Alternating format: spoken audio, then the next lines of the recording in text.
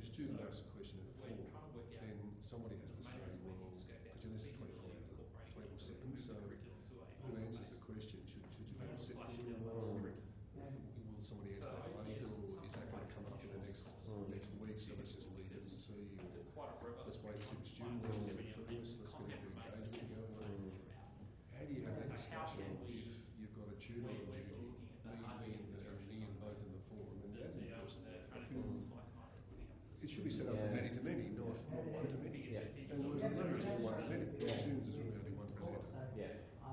Yeah, no, you're right. You're right. It really should be as well. But again, I think that's a legacy of the people, the companies, and the groups that set the idea of the MOOC up in the first place. In that they already had that support for the learning, and so that just translated into this new way of doing things. But now that it's becoming a broader thing. It's starting to touch universities and higher education institutions that don't have that level of support for the lecturers, or maybe can't put that level of resource into supporting the lecturers. Yeah, but even if you do, like if you have more than one person, it's easy to communicate. Like even Moodle doesn't allow you to share information between. It's not about the presenters, it's about the student. It ought to be about the presenters as well. Like I should know that in my normal courses I have like 400. So I should have about a dozen markers. I should be able to talk to them in Moodle. No, but I can. It's quite a tortuous way of doing it. There should be in the lowest sort of overview that all presenters should have a common view, and I should be able to say to someone, you answer that, or don't answer that. Leave it alone. Have you put that back to Moodle to start it? No, I don't think. Actually, to be fair, I thought that's what when people kept saying Moodle can't cope with large numbers, so they have to go to zero. I still don't understand why. And I thought one of the things that might be is that larger numbers of presenters might be able to collaborate on presenting the course. That's not true. So I don't know what the difference is. Why does it matter when we go to zero? Is it market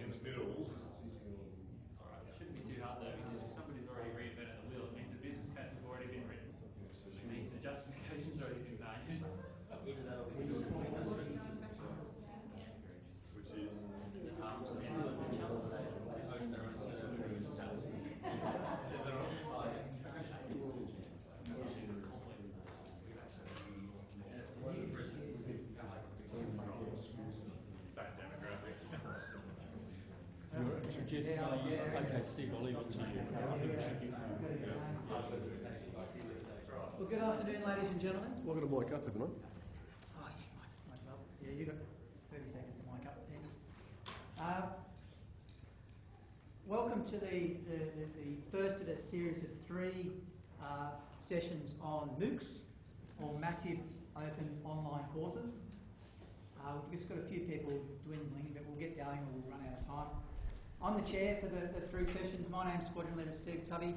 I work within the Australian Defence College. Specifically, I work at the Australian Command and Staff College. I'm on the directing staff there. We deliver a master's level course in partnership with ANU. I'm also the Learning Centre Manager for in the Moodle space. Now, dynamic, accessible, and flexible, they're all words that we like associated with our learning environments, and MOOCs certainly fit this description. Whilst open learning and open courses are nothing new, technological advances have allowed online courses to evolve to the great benefit of learners around the world. And they really are at the forefront of keeping up with the digital age, getting learning to the learner exactly where we need it. Our first presenter is Dr. Michael Ryan. With a PhD in electrical engineering, Dr. Ryan is a senior lecturer with the School of Engineering and Information Technology at the University of New South Wales. Since joining UNSW, he has lectured in a range of subjects including communication and information systems, systems engineering, requirements engineering and project management. This afternoon's topic is systems engineering mix. Dr. Ryan. Thank you. So MOOC means almost everything to almost everybody. So it's massive and it's open and it's online and it's a course. But I guess it's also none of those in some cases. So let me just talk quickly about the MOOC that we just ran, the first of UNSW's MOOCs, which was successful, at least by our measures. So I wanted to show you some of those measures as well. I won't talk about the MOOC itself pretty much. I wanted to talk mostly about really what we learnt from the delivery of it, rather than what it was per se. You can log on and do the course next time we run it if you're that interested. It is 9 weeks long. I'll show you the structure in a second. We ran mostly with presentations, about which I want to talk, because it was one of the struggles we had with the learning and teaching community about what those things would be. It was assessed by a combination of quizzes and exercises. The quizzes were after each module, and as a feedback, instant feedback for students. They could do that as many times as they liked. There was an exercise, 2 exercises for every module. And then the assessment was 2 tests, which were aggregations of the quizzes and timed, and the extension exercises. There was 1 for each of the modules, and that was peer reviewed at the end of the MOOC. There were 8 modules really. It was only 8 weeks long. The 9th week is sort of necessary to finish it off because you need to bring in the exercises and go through the peer review. So really it was just 9 weeks administratively, 8 weeks in structure. We were lucky, and I'll talk a bit more about this later, that I also am remiss in saying I've left off the front Ian Falconbridge, my colleague, who also delivered the MOOC. And Ian and I have been doing such things for now much longer than we'd like to admit, in both short course form, so undergraduate, postgraduate, what we call professional education short courses. We've delivered it to a wide range of communities in Australia, overseas, Switzerland, Spain, England, the United States. And we were comfortable in delivery in the online environment. We've been delivering online now for several years. We have large communities. We have 400 students in our postgraduate courses, so we're moderately used to that. But we still did learn some lessons on top of that.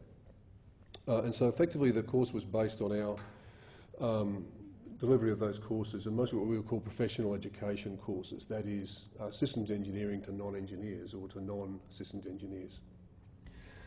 One of the struggles we had in the first instance, and I'll come back to it, is that the presumption is that as soon as you say online, a synonym for that is multimedia. One of the things we've learnt is that for engineers in particular that's not true. That video is a very slow way of transferring information. In fact, it's a very annoying way for most people. And so we were very careful to try and not break what we knew to be a well-tried way of delivery. So the compromise was animation. And so we basically animated presentations which were really PowerPoint on steroids effectively. So they were a form of PowerPoint in terms of text, but the text was much richer in the way it was delivered as an animator might deliver it, with animated illustrations. And that way we could use the power of both. I'll come back to that. That's, we had to prevail to the conventional wisdom and had to use talking heads. So Ian and I finally managed as a compromise to have us present each of the modules at the start, introduce and then encapsulate at the other end. And that allowed us to be much more agile, because when we delivered a game, we'd have to go back into the studio and re-record all that stuff. We just simply have to remediate by getting the animator to redo the slides rather than have to retake all the videos. The course is also based on our text. We didn't prescribe the text, of course, but the text was available, and so we made available to students the references that would then allow them to extend into the course text. The course had, well, any number to do with MOOC, I have to say, is not only a lie, but it's an ill-informed lie. The numbers just never add up, and they never make any sense. So we did have 32,000 in the end, 30,000 when the course started, 31,000 by the time the course finished. Now they're registrations of interest. That's not people who entered. So of those people, only 19,000 actually visited the course. And these are traditional MOOC numbers, so 1/3 of the people don't turn up. Of those that entered, we asked them, we had a number of surveys in there, we asked them who was intending to complete, that is do the course, and who was intending just to sit through the course, so to audit. So you can see only 12,000 of that 19,000 thought they were even going to last the distance. In the end, only 2,500 of them did, and we had several hundred in the signature track. I'll come back to that in a second. You can see the cumulative enrolments up to the point of time. You can see the enrolments are still going as the course itself continues. And I'll come back to the difference then between a MOOC and what we might consider to be a traditional university course. They really are quite, we would never allow that to happen in a university course, for example. So some more numbers. I can just keep making them up. You'll have to trust me, because no one can prove me wrong. It's the way of numbers in a MOOC. But this is the last lot I got off our data analyst. 30,000 pretty well, not in the signature track. 304 in the signature track eventually. And interestingly, the signature track in Coursera is something you pay for, and it verifies you. So it attaches your face to the actual certificate, so you can use it as a verified certificate later on. We had 304 in that process, but interestingly another 600, and so actually did the same thing but without that verification, and presumably without paying. One of the things I think that has to be included in the MOOC is not only massive, open and online, but also free. And that was a real eye-opener to me. I never really, it just amazed me what people expect to get for free. The sense of entitlement is just absolutely enormous. We had people kept asking us when the book was going to be delivered. And we kept saying, well, the book's available, you buy it for $100. They said, yes, but why don't we get it as part of the course? We said, okay, MOOC, free, book, $100. Make that work. But they still insisted they should get the book. So, demographics, 173 countries. We weren't surprised by too much of this because it's engineering, it's systems engineering. The term is most familiar in North America and Europe. We were a little bit surprised by the number of people from Asia, since it doesn't have much bite in that space yet. The gender balance is at odds with the normal Coursera gender balance of 60-40, but of course 80-20 is more at odds with engineering, more akin to engineering, so we weren't surprised in that regard. What did surprise us is who did it.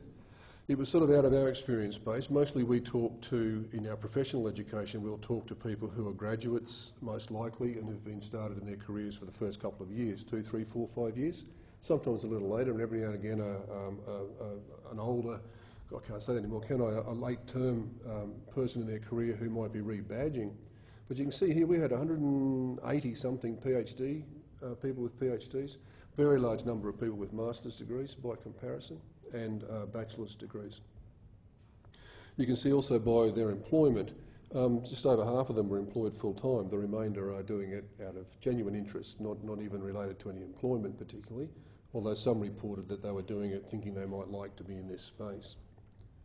You can see again, I've put truth in stats down at the bottom, that's based on 3,000 responses of those that responded to that question. We're still to get all of our data. We have excruciating data, but this is just what we could get off Coursera Live. Not surprising then was the field is very focused on IT and engineering, so that all the people came from that space pretty well is not at all surprising. This is traditional, I think, for such courses. We just wanted to see the difference between being in the signature track or not being in the signature track, what difference that had on completion. So this is a proportion of learners in each of the tracks who viewed or stayed engaged with the course, basically, out of that number. Again, just a figure, just a shape I wanted to show you. We tracked the download versus viewing just out of interest to see what people preferred, but you can also see that sort of exponential fall off, which is traditional for people who enter the course, kick tyres. What I don't have is what we really want to know, and that is whether people entered the course. You can see there, I haven't got a pointer, but you can see up the top there, on the first week people enter. Our feeling is a lot of people also basically downloaded everything and then disappeared. So we need to find out not so much how long were they there, but how many modules did they interact with and what did they do with that module. That's a better stat, I think, for a MOOC. Overall, though, we were delighted. We had lots of languages, languages we hadn't taught before. English is a particularly difficult language to translate. Engineering English, arcane acronyms are difficult to translate.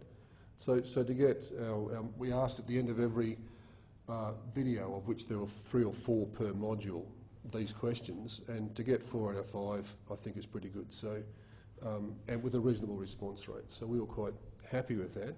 I haven't got the data to show you, but we did actually compare that then by country of origin, by language, and the results are pretty much the same for every region. So the standard deviation is about that across all the different domains.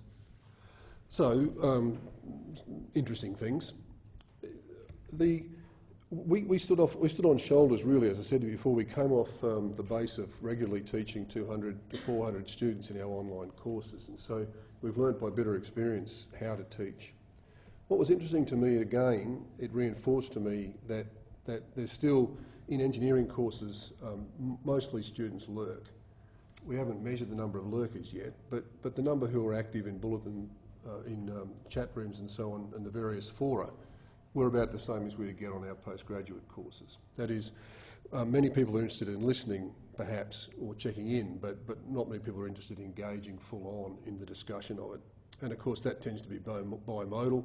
You get those that are asking questions that makes you wonder how they even manage to log on, and then you've got the other end who live and breathe it and just simply want to keep talking about it over and over again. One of the things that reinforces our distance learning is how squeaky clean you have to be in a MOOC. There's no time to scramble, there's no time to recover from any errors. When you're teaching a small number of students, you can move dates for assignments, you can reissue whole sets of notes, change diagrams, explain differences and so on. You just don't have time for that in a large course when you've got several thousand people engaged. And I understand that lots of Coursera courses anyway have collapsed because they were not so well prepared as to be able to withstand that first couple of weeks of forum engagement. We can talk about questions if you like, but for me, a measure of success in an online course is that you don't talk to students. That is, the more information you have available for them and the more they're able to access that using their learning style, the better you've delivered the course. The more you have to be there to answer questions, the less you've provided the learning style that they're interested in engaging with. So I know that's not something you should say out loud, but for me, it's certainly our measure. In our distance courses, if a student asks a question, we immediately go and revise the notes and revise the slides and revise the online artefacts so that question did not have to be asked. And if you do that, in the end, you'll end up with very few questions. So we have, in our online, most postgraduate courses with 200 students, we'll have a dozen posts in the entire period of time. You'll have to excuse my coined phrase of omnigogy because pedagogy and andragogy don't cut the mustard. They're not really related, I don't think, to MOOCs. It is literally omnigogy. It encompasses not only school people at school, people at the undergraduate or equivalent level, and people at the post-PhD level. But it also really does accommodate people learning in their style. And the difference for me from an online postgraduate course is we try and accommodate those styles as much as we possibly can, but still we're the conductor of the orchestra. They jump through our hurdles at whatever time we set. And more commonly than not, we would insist that there was a certain level before they can start the course. And we often sometimes check that and we'll test it to make sure they're ready to start. We'll check their progress, or we'll let them check their progress at various points in time. In MOOCs, you can't do that. They can leave whenever they like. They can depart whenever they want to, with whatever they've taken away. So really, it's quite a humbling experience as a presenter because you deliver and they'll sniff and walk away if they don't like it. So you really don't have the control over students that you do in any undergraduate or postgraduate course. I mentioned before that videos are very slow. I personally don't like them. I watch my own videos at times 2.5 just to get through them and get the information through. It's a very slow way to learn something. You have to, and despite what we say about learning styles, once you're showing a video, you are forcing them to follow your learning style, and that's, for me, not good. You can't scan video, you can't flick through it. You can flick through text very quickly. And we had a long discussion with the learning and teaching community about that. Our experience was not to go with video, but we did.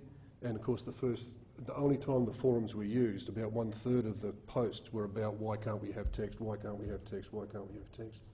So we scrambled very quickly to take the transcripts and to turn them into a set of notes to allow them to have it. When we run the MOOC next March, we'll mostly have proper notes for them to read that are sister documents to the actual videos, but not transcripts of the videos, because the form is quite different.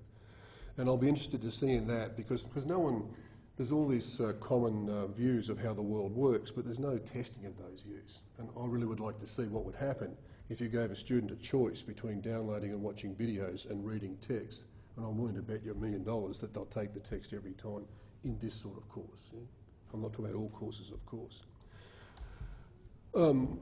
And my last point, I think, second last point is that MOOCs aren't for novices. For me, we have a process by which you propose a MOOC to the university. If I was the university, I'd insist that firstly there was a well-formed body of knowledge that was obvious as part of that proposal. Secondly, the people proposing it had delivered online for quite some time and had experience with doing that. And third, that they could guarantee the artefacts they were putting up were error-free, because they're the things that are going to get you into trouble every time. I have to say I was disappointed in Coursera. Don't tell them that, and I don't mean Coursera per se, but when it was explained to me that Moodle wouldn't cut the mustard and we had to go to another platform to deliver a MOOC, because there were MOOC-based platforms, not online learning-based platforms, about which I don't understand, I think I sort of assumed, therefore, that Coursera would have in it, for presenters, a whole pile of tools and stuff that Moodle doesn't have. From what I could see, they're identical. Having done WebCT, Olive, and been transitioned through lots of those things over time, I really can't see the difference.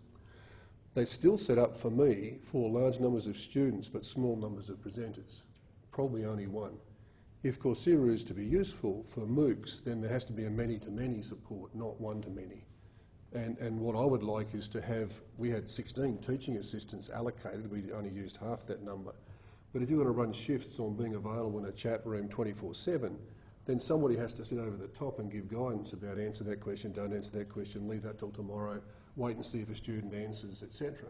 So we spent most of our time communicating to each other outside of Coursera. That took most of my time, and that shouldn't happen. And it should be easy to use. And so the fora are set up for students, not for presenters. There should be boxes to tick about how to handle this question and so on. And I'm continuously surprised, Moodle's the same. It's impossible to suck in quizzes in different formats into the platforms.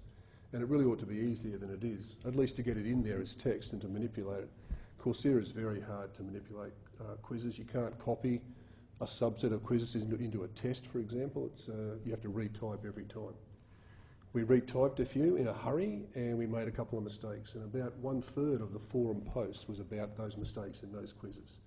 Any more than that, we'd have gone into congestion collapse, I think, if we'd let that continue. So, hence my warning about being error-free. Anyway, any questions? So I was going to ask, what's your feeling about MOOCs as I think it's still true that nobody really understands why they're doing it. I think the successful ones, when you look at them, many of them are cult MOOCs. They're there for the individual to be able to be on show. There's lots of those. They love it. I bumped into a presentation in the States, a gentleman who adds to that service the ability to meet him at Starbucks on regular occasions as he travels around the country. He advertises his presence and the fans turn up to discuss the subject matter. So that's one end of it. I think we're trying to be at the other end of it about how useful might they be in an educational sense. I think once you include the word free, that just changes what it is you can do in that context. We tried to see then how many people might come into our postgraduate programs as a result. And the university was very squeamish. I kept saying to them, you can't be advertising without at least mentioning your name. But they didn't want to do that, so we had a couple of logos. I think next time they become convinced that they might want to be a bit more overt in their presence, to say at least that it's a UNSW MOOC and who UNSW is, and that you can come on and do a postgraduate course. We got 3 in the end that I can measure. Yeah, so where's the value proposition in that? I'm not sure. What about this sort of trend about paid MOOCs or the nano, this really specialising to very small? I think you probably could, but then again, if you the smaller it is, the more money you have to make. If you're paying the presenter, lots of the. I meant more in the like it's a very limited thing that they're teaching. Yeah, I think there'll always be a lot of interest in such things because particularly when they're free. The only question is, what do you get back for the doing of it? I think as a deliverer of lots of professional education courses, I could easily see how you could use a MOOC to make money. And the guys that I've seen in the States that make money out of it do so out of the peripheral products, so the extra tutorials, the text you can download, the other artefacts they sell within the MOOC. Look, this is all anecdotal, I have no evidence of it at all, but my observation of stuff, the ones in the States tend to be driven not by the organisation but by the individual, who then will sometimes get their organisation or put their name to it as well. So it's me from the university delivering this course, whereas this MOOC is fairly squarely a university course which I deliver. And I think that's a big difference as well. University of New South Wales also ran a physics MOOC because we were interested here to see how we could bring people into postgraduate programs. That one's interested to see how you can bring high school students into the university if it forms a form of advertising. I don't know that it's worth it though. There's got to be more effective ways of doing it than that for me. So they're pretty expensive to put together? Yeah, so if we did the video, it would have cost several $100,000, and so the animator, funnily enough, cost you not very much. So it's much cheaper. And my only proviso in doing it was that we could reuse the artefacts inside of our postgraduate programs. There's overlap. Some of the animated artefacts are very useful to us, so we've reused them on the inside. And that was the only benefit to me, pretty well. The rest of it's just angst. But fun, I have to say. Just to take you back a couple of minutes, were you saying that the UNSW branding on it was very, very minor? Yeah, so I should have shown you some, shouldn't I? But Because I'm amazed at that, considering, I thought it was being spoken of as this sort of magic marketing tool too. no, so well, you know how our logo's there. The logo is actually a grey-scale watermark. See the colour of the System of Systems type logo there? That was sort of the look and feel of the animation, and the logo was a watermark up in the top right-hand corner. And I kept saying to them, don't put it in the top right-hand corner because all you have to do if you're an academic in a university somewhere else, our book is up in note form in at least 3 other universities in the world, from continents you might, or subcontinents you might imagine. So this MOOC gets downloaded. All they have to do is put a window around it, crop out the university's logo, do something about the Australian accent, and it's an in-house MOOC. So, very easy to pirate. Very good products to pirate. So, no, I think it needs to be much better branded for me. If not so much to maintain the IP, but just to